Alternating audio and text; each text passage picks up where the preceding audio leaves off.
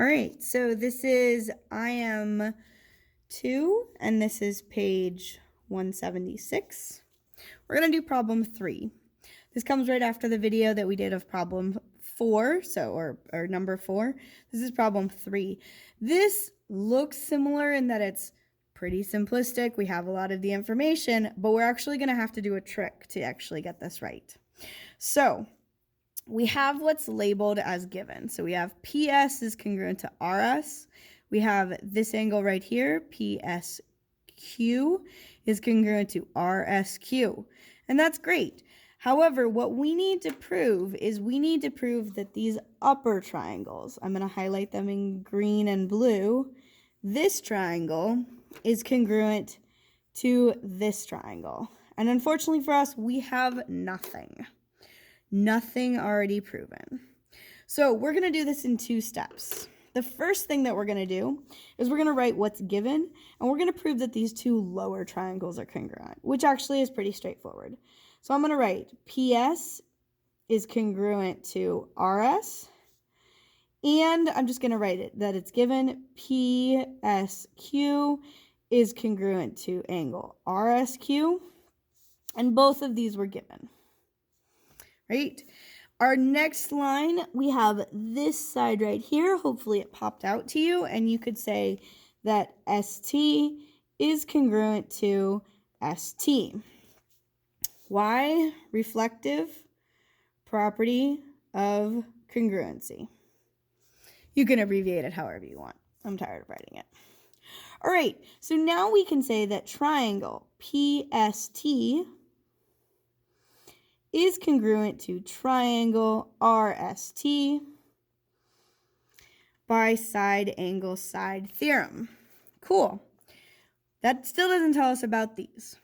But now that we've proven these 2 triangles, we could actually go ahead and label that these 2 lines are going to be the same and that these 2 angles are going to be the same. And if we know that if those 2 angles are going to be the same, then these 2 angles on the other side are also going to be the same. Not vertical angles, but we'll get there in just a second.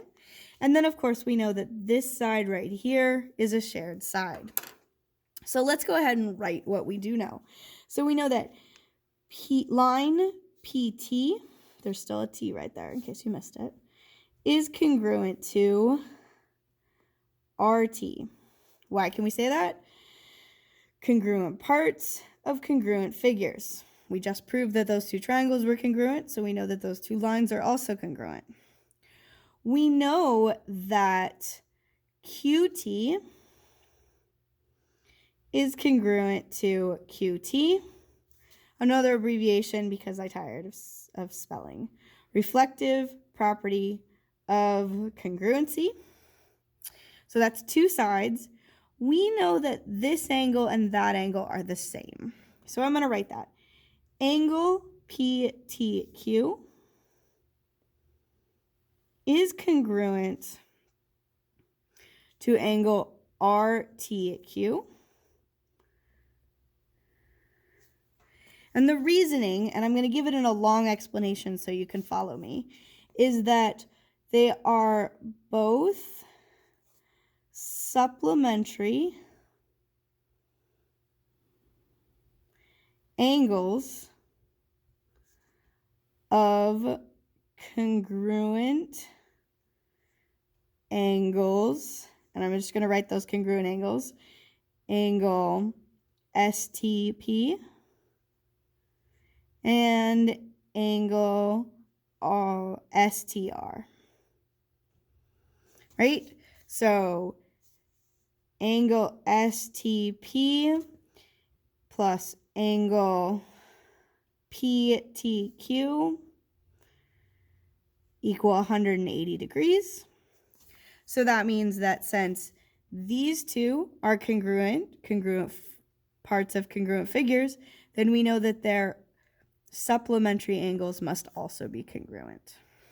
So we said that this was congruent, these 2 angles are congruent, these 2 sides are congruent, and therefore triangle QPT is congruent to triangle QRT. by, I'm going to write it below, side, angle, side proof.